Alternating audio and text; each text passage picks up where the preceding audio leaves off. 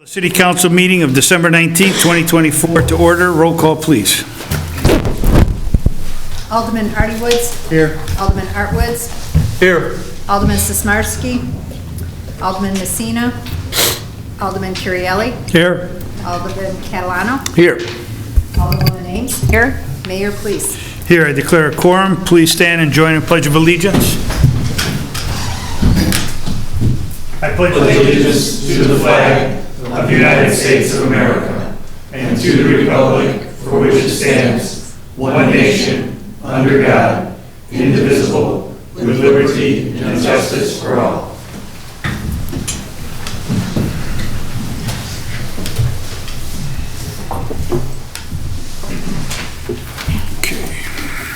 First up, I need a motion to approve the minutes of December 5th, 2024. I'll make the motion.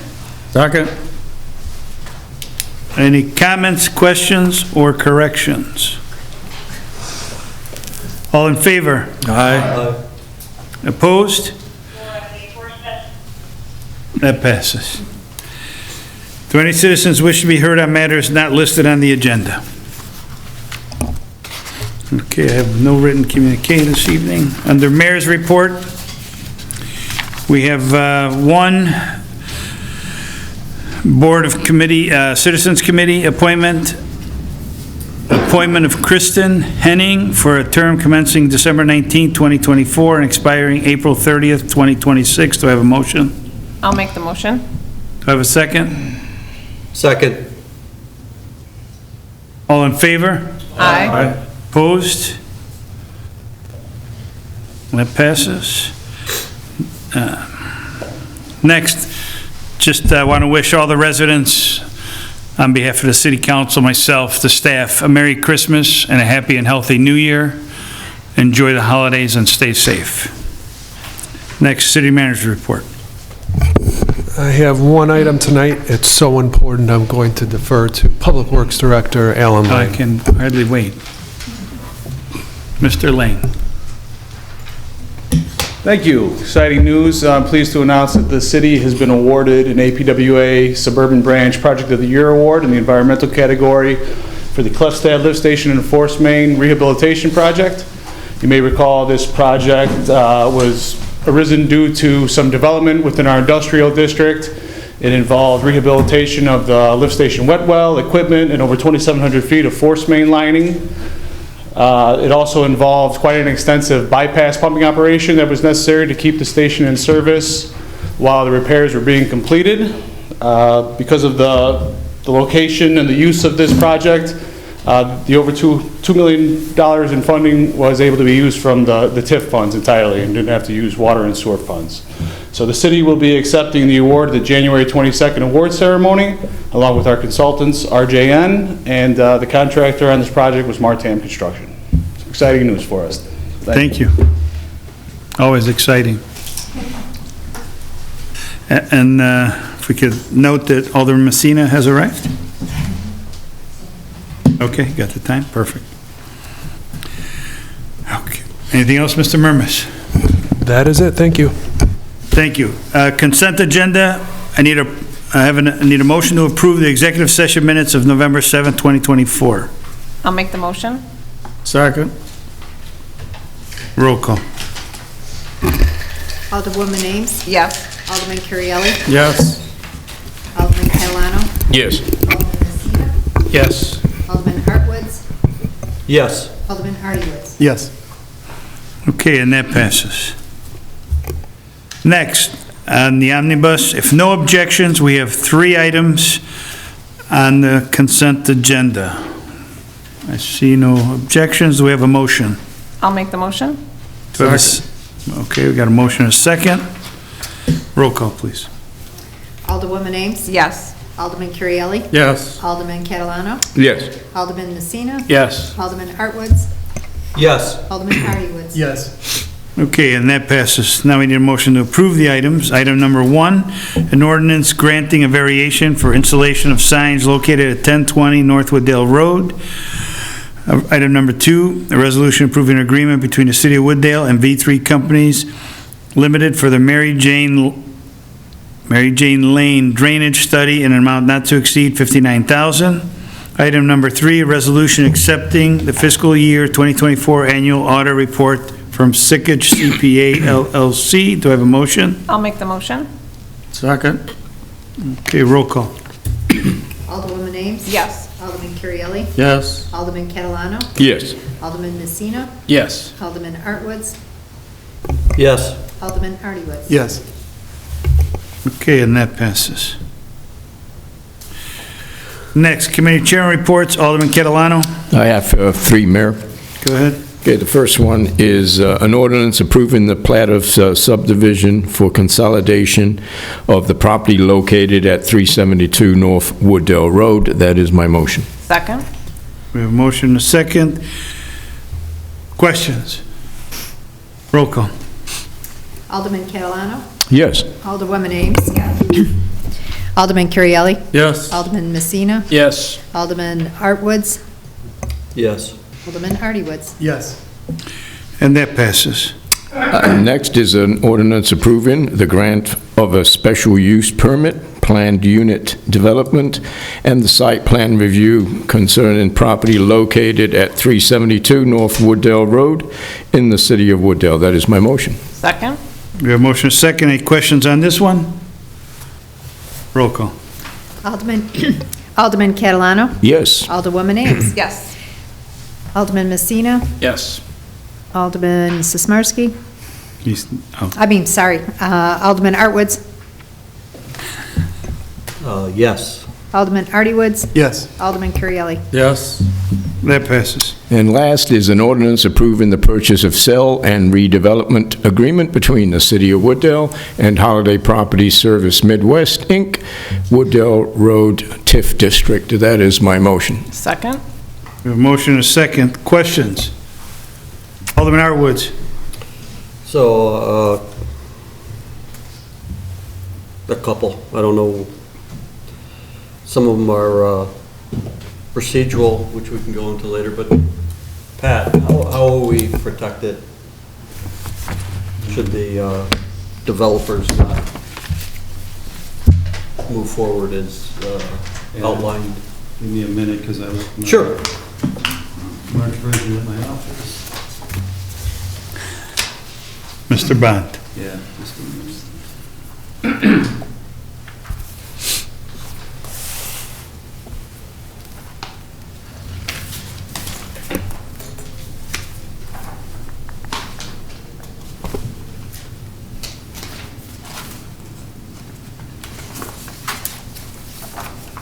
Sorry about that. It's okay. Just gotta find the No my worries. markings on it.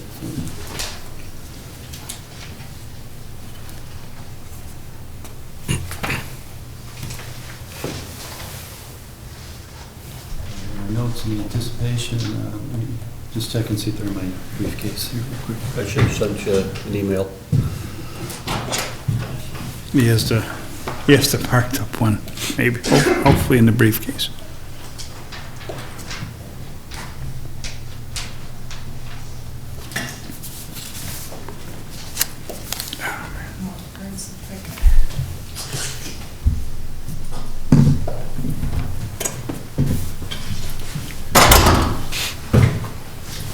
Let me get off the one on the website here.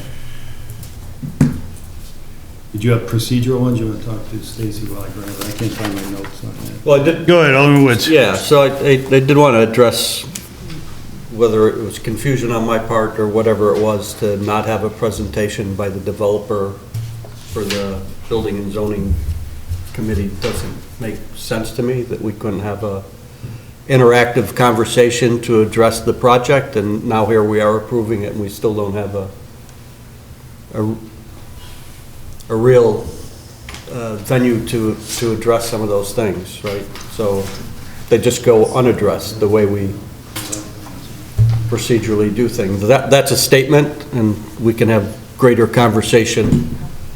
Jeff tells me that this is the way it's all done. I don't remember the other developers not presenting, because I remember asking questions about apartment mix, about rent, about square footage, balconies, all those things. So, I mean, that couldn't have happened anywhere else but here. So that's something we can discuss later on. On another note, Go ahead. just Well, he's still this is, looking. yeah, this is commentary, you know, I'm like, you know, filling the white noise space. So, in my free time, because I had nothing else to do, I was looking at, going over the prior developments here, looking at the building. You know, I like the one that, as it was said, that wasn't built, better than the one presented. That's a personal opinion. But to look at the deal in its totality, I went to Itasca, which is the most recent one, our neighbor, and looked at theirs, which again looked to be a more substantial building, more masonry, more ornamental design. It had underground parking, albeit smaller, 86 units. It's a $35 million project, which, doing some math, that is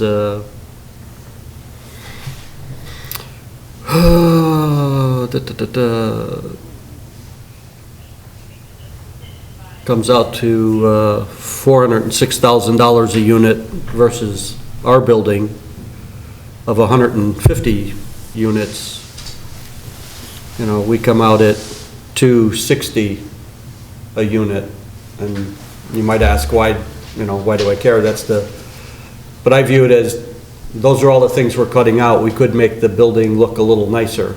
So in retrospect, looking at Itasca, they're getting a nicer building with underground parking, right? That everybody tells me is so expensive, and then we get one that I personally would argue is a lesser building. And part of my frustration is we had no real venue to vet that out or have that conversation to make changes. So if this was a private development with no money from the city, I would say the guy can do whatever he wants to do. But when we're putting in $6.7 million the pot, I feel that we should have some input.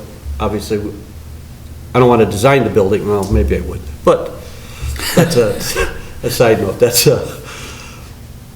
But I think we're shorting ourselves that we didn't add some stuff. I mean, it was said that this other building, we allowed, you know, certain levels of finish. And of course, that's the one that wasn't built, but that was the same one that was adding a pool, a dog park, a party room, a kitchen, all these other amenities that don't exist in this building.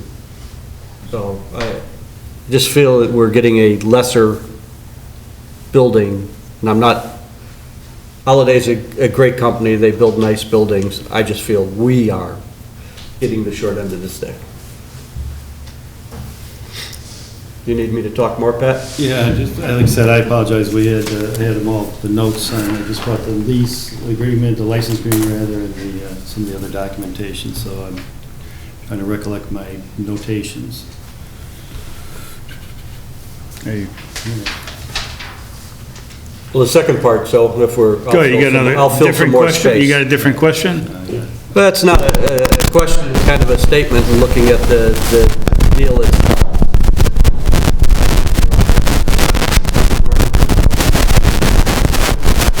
That microphone on? I think, Stacy, you didn't do that on purpose to me, did you? I'm just kidding, I'm just kidding.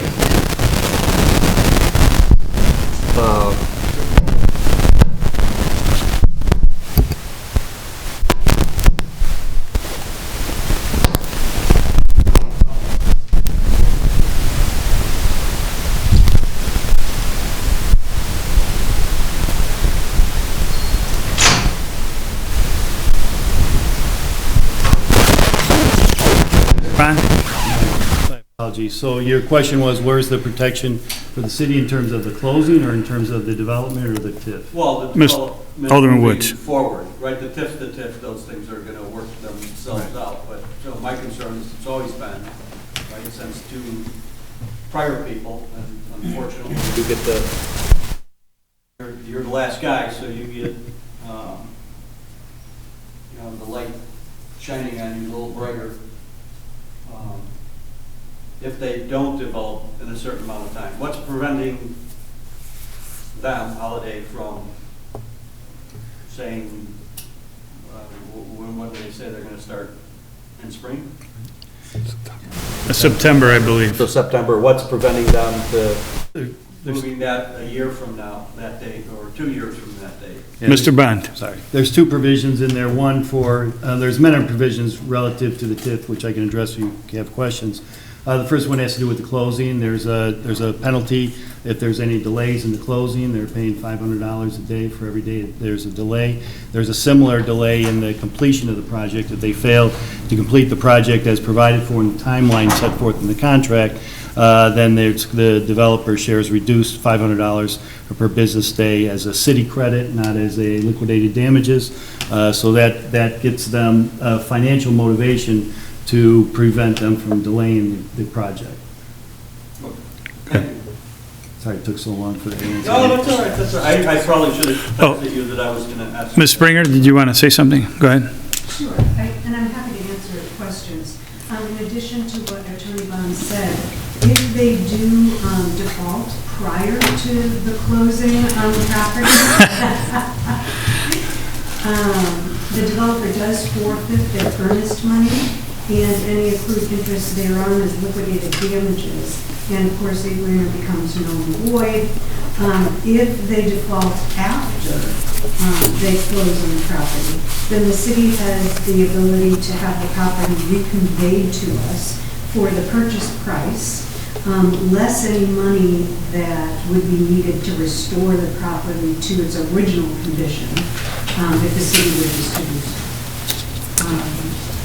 Regarding the comment on the cost per unit, and so the part of what factors into that amount is the below-ground parking garage, just to attest to that. That is incredibly expensive and does add to the cost of the project, and so that's why it comes out a little bit higher. Fortunately, this site is much larger, and they could accommodate surface parking. Obviously, the preference would be to do surface parking, but they had less ability to do that on a smaller site.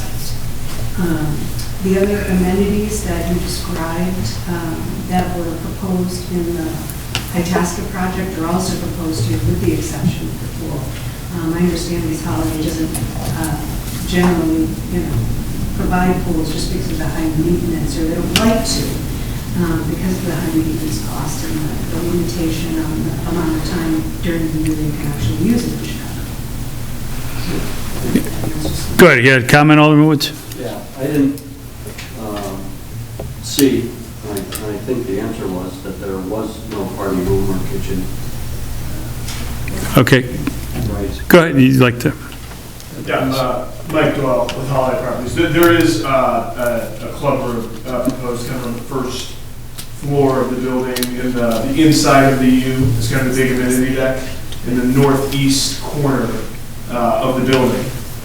There's a club room that'll kind of spill out on the amenity deck. So there's a club room, fitness room, and on the amenity deck where we proposed some sort of sport court. I think right now it's defined as either pickleball or badminton or something like that. And then there's a little dog run area defined in that U of the amenity deck. That's something we do in almost all our buildings. We're very pet friendly, and that gets people generally to stay longer if we're pet friendly. So pet wash, dog run, all those things are pretty standard in our buildings, including the window building. You have follow-up? Go ahead. Yeah, while I have you up there. Sure.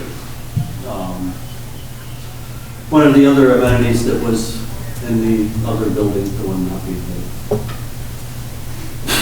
they had like an Uber station. So in front of they had it set up that a spot for Uber to come, or Grubhub or whatever to drop off, right? Because everybody knows that that's probably going to be something that will be used, I would assume, in those complexes. And I believe that they had a charging station. Is that something that you guys would?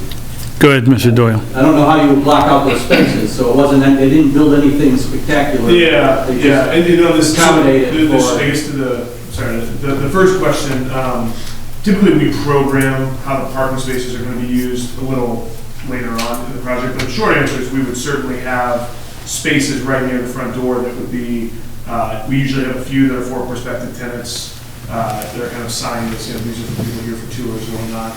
A few spots that are for Amazon trucks, UPS trucks, things like that, because that's how you handle packages in these buildings. Is very tricky. And if you get it wrong, you don't have a place for the trucks, you don't have a place for the packages to go, it becomes a big problem for building staff, especially around this time of year. And then Uber pickups and things like that are important as well. So yeah, we would have a few of those closest parking spots. They wouldn't be designated as Uber only, but they'd be 15-minute spots. And in effect, what they become is food delivery, package delivery, and rideshare services. We do, we'll explore it in this building, we'll likely do it because we've done it in each of our last few buildings. We use, we partner with a group called Envoy, and what they are is it's essentially, they probably would like me saying this, the more well-known version, there's a version called Zipcar, where it's kind of a rent-by-the-hour car. And so we have, in our other buildings, we have Envoy vehicles, they're usually Teslas, residents can check them out, something like 15 to 20 bucks an hour. And what that allows is it actually reduces the need for a second car in a lot of these units, because in these buildings we get a lot of downsizing empty nesters. The idea of them having one car kind of freaks them out, even though in reality it's maybe twice a month that one person is going here and the other person is going here and they each need a car. So what we can do with the Envoy is sort of sell them on, hey, the twice a month that actually happens, one of you can check out the Tesla, the rest of the time you don't actually need two cars. And then there's a bit of a diversion, but your question about charges, we would also have charges. I mean, that's becoming more and more important. There's actually now legislation about how many you have to have. We were doing it before that legislation existed. We're future-proofing our buildings because we tend to hold these long-term. So we don't want to build something that is going to be obsolete in 5 or 10 years if a much greater percent of the population has chargers. So we do provide chargers. Where those would be in this kind of parking lot to be determined, but typically what we'll do is position them where one charger can hit 4 spaces. Kind of put it in the middle, put kind of the extra long hose on it, and then that way you can rent each of those 4 spots, can be EV capable spots, and the one charger can hit all 4 of those spots. Follow up? No, I mean, I wish the project, well, we waited a long time. The journey getting here has been bumpy. This process is, I would like to see change. I'm not gonna, nothing I say is gonna change everybody's mind. That's not my goal either. Just that, this is a big investment. We're putting in a fair amount of money, and we should get a good product. Go ahead, Mr. Doyle. Well, I was on the kind of price per unit, I don't have the Itasca pro forma and the Wooddale pro forma sitting here next to me, so I'm a little bit, operating off the cuff. But as Ms. Springer mentioned, a big chunk of that is the underground parking. That's, it depends on the site, but it's something like 40 to 50 grand per stall. If you're putting 1.2 stalls per unit underground, you can kind of back into how much is that per unit of that per unit cost that's actually for the underground parking. Land goes into the per unit cost as well. I would venture to guess that the actual, hard cost of the building itself, and the materials and the finishes inside, and the cabinets and the countertops and things like that, is very, very similar between the two. I think it's a lot of these, I don't want to say extraneous, but a lot of these extra things that don't really impact the in-unit living experience that are leading to the difference in per unit cost on those 2 projects. And it is typical for a site with more units. You get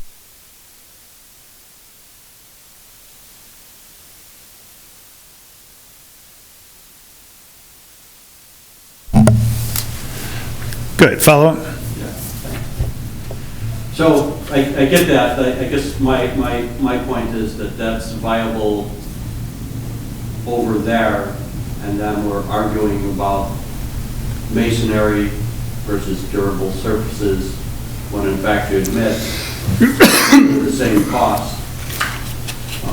And I would think that in the prior buildings, and would be my preference, is that the masonry would be at least the first level all the way around to vertical variations, I'm okay with other durable surfaces, whether that's the cement panels or TimberTech, I think was the other product that you guys were showing.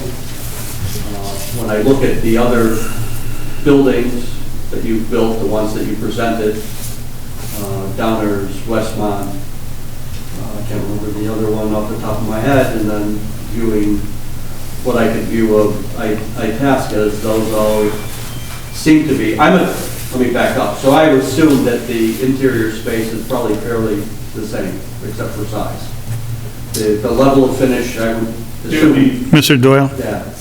Yes, So the difference is the exterior of the building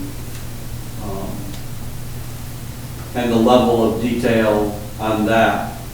I listened to the presentation that was done at the CDC via YouTube and listened to your representative explain how they redid the ticket counter, they redid the clock, they painstakingly went through all this stuff.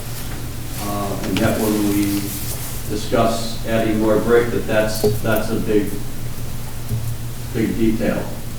You know, why that's a big issue. You guys profess to do a great job and go above and beyond, and they're the same cost, but it's a big deal to actually add it in. I don't get that. Mr. Doyle? That's me. I'm not going to change the building. Well, I'm just. yeah, and I suppose at some point it becomes a little subjective over what you like and aesthetics and this versus that, and, but understood that. No, and part is a maintenance thing, part is a longevity thing too. Knowing how all those materials perform, I'm not making that just because I personally like brick better. I think it's a better performing product for the project itself and the way that the building's laid out and the type of building it is. Again, we could go to your subjective, my opinion, but like I say, I'm not stopping Bill. I just wanted to put those things out there. All right, anyone else? Alderman Ardywoods. Just a quick question. As far as the span of rents in the Itasca building versus our project, do you have the rough numbers? And I'm assuming Itasca is going to be more expensive than Wooddale, but do you know? Mr. Doyle? The base rents would be, a little higher down the street, I suppose. But then you get into again kind of we're not intending at the front end to charge for parking, because it's a surface park building. When we go underground, you do end up paying for parking. So it becomes kind of a price per foot for the unit itself, and then there's kind of extra fees when you have the underground parking that wouldn't be present in a building like this, where it's again largely surface parked. Follow up? Like, so on the average 2-bed, 1-bath, is it a couple $100 a month different, or? That's probably directionally right. Yeah. My Good. follow-up is just the concern about you guys competing with yourselves. I think you had said you guys maintain and manage the properties after your plans aren't to sell it immediately after developing it. So Yes. Go ahead, Mr. Doyle. We have a pretty robust in-house property management team who runs all of our Chicagoland buildings, will run the Itasca building, will run the Wooddale building. And we've actually, I think this was back when we first came in front of this group in May, that we kind of talked about this. We've actually kind of followed this pattern of building these buildings in pairs where they are 1 or 2 train lines away from each other. And it's actually created these nice synergies where if building A doesn't have a unit that fits exactly what you're looking for, we can send you, down the street and vice versa. So we have Westmont and Downers are a stop or 2 away from each other. Lombard, and we'll finish in a month and a half. We'll finish our building in Glen Ellen. Those are a stop away from each other, and we'll have a very similar setup in Itasca and Wooddale. I'd like to say that was totally intentional. It kind of just happened that way with the first couple. It worked very well. And again, we created these synergies where each building does have their own staff and their own building engineers and things like that. With one building needs extra people because something happened or there's an all hands on deck situation, having people 7 minutes down the road that can ship over for the afternoon helps a lot. So we're not, and we actually did, not to beat this point overly, so we talked a lot with this group called Tracy Cross, who's kind of a market study housing analyst firm who we hired to help us figure out what the unit mix should be in a given town, what rents to expect, what amenities we should be putting in our buildings. So that they really help at the very, very front end with programming. And that was one of the first things we talked to them about when we started considering the Wooddale project and looking at the Wooddale site is, hey, we're pretty pregnant on land 5 miles down the road. Is that going to be a problem? And they got us really comfortable with the idea that demand in this area was deep enough. In the big scheme of things, we're not delivering 5,000 units. In the big scheme of things, compared to the demand there is, they weren't concerned about us competing with ourselves. So we got comfortable with that. Thank you. All right, roll call.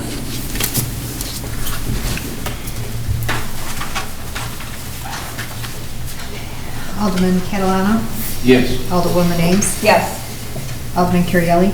Yes. Alderman Messina? Yes. Alderman Artwoods? No. Alderman Hardy Woods? Yes. Okay, that passes. That's the end of my report, Mayor. Okay, next, Public Health and Safety, Alderman Currielli. No report, Mayor. Thank you. Public Works, Alderman Artie Woods. A few reports, Mayor. First, an ordinance authorizing the acquisition of a vacant parcel located on the northwest corner of Elizabeth Drive and Wooddale Road in Wooddale, Illinois for corporate purposes. That is my motion. Second? Okay, we have a motion, and second. Questions? Yes. Go ahead, Alderman Artie Woods. The sign being requested to be put there, are any issues staff sees with that, or that's a common, not a common request? Mr. Lang? Something we can accommodate easily. Yes, it's easy to accommodate, not an expensive venture at all. It was actually the first item that the resident requested before we even discussed the purchase amount of the parcel. So staff doesn't see an issue with it as long as council does. Awesome, thank you. Any other questions? Roll call. Alderman Hardy Woods? Yes. Alderwoman Ames? Yes. Alderman Catalano? Yes. Alderman Currielli? Yes. Alderman Messina? Yes. Alderman Artwoods? Yes. Okay, that passes. Second, an ordinance declaring property owned by the city of Wooddale surplus for the purpose of selling. That is my motion. Second? Okay, we have a motion, and second. Any questions on this one? Roll call. Alderman Hardy Woods? Yes. Alderwoman Ames? Yes. Alderman Catalano? Yes. Alderman Currielli? Yes. Alderman Messina? Yes. Alderman Artwoods? Yes. And that passes. And that concludes my report.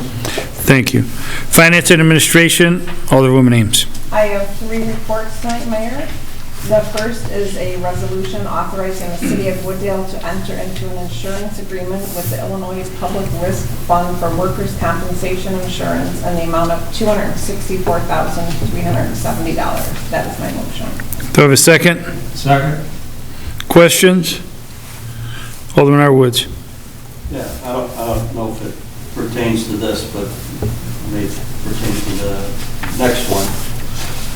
My question is, we hold events, which I assume would be considered or possibly considered off-site.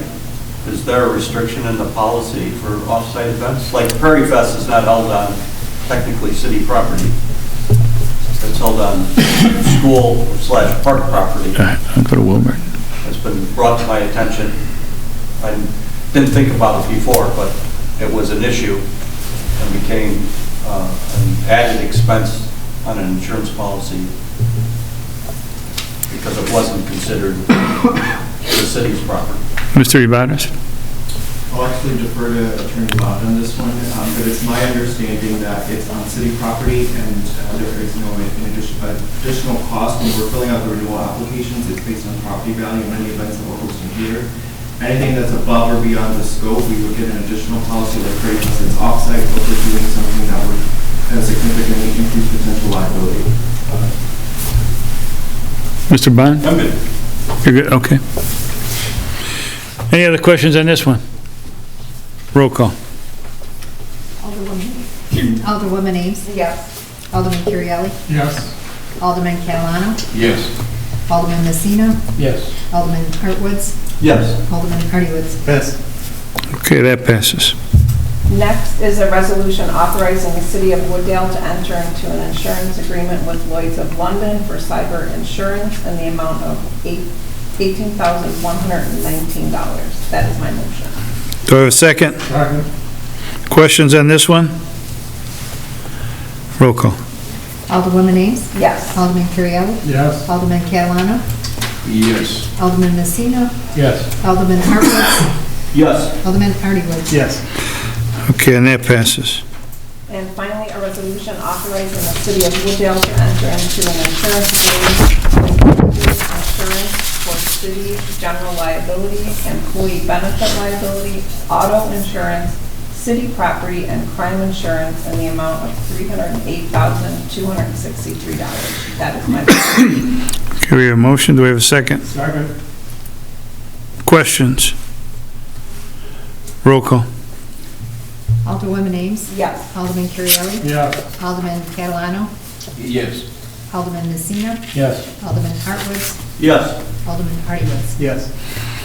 Okay, and that passes. And that concludes my report. Thank you. No other business this evening. Approval of list of bills. Alderwoman Ames.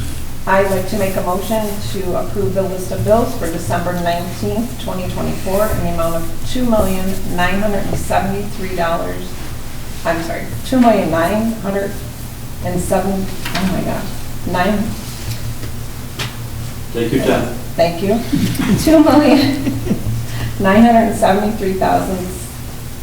$2,973,306.06. That is my, Do I have a second?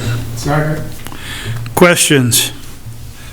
Alderman Artie-Woods. This is probably for city manager, but I don't know what page it was on, the $2,800 for food for the holiday party. I'm fine with the amount, but it was, I think, Marino's, do we rotate through local establishments, I guess, every year to kind of share the wealth on that size work? Mr. Murmas.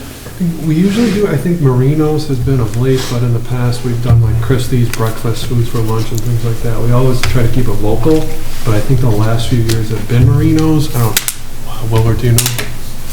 Yeah. It's consistently been Marino's with just positive feedback, but whenever we have events for employees, we try to share the wealth. Like That's all I'm saying, is Yeah. to make sure, I don't know if we do, but Yeah. I'm not accusing anything. Thank you. Any other questions? Roll call. Alderwoman Ames. yes. Alderman Currielli. Yes. Alderman Catalano. Yes. Alderman Messina. Yes. Alderman Hartwitz. Yes. Alderman Artiwood. Yes. And that concludes my report. That passes. Okay. We have no executive session, no items to be referred. Before I make a motion to adjourn, again, I want to wish all the residents a very Merry Christmas and a happy and healthy New Year. Stay safe for the holidays. On behalf of the entire council, myself, and the staff, enjoy the holiday season. Need a motion to adjourn. I'll make the motion. Do I have a second? All in favor? Opposed? We are adjourned.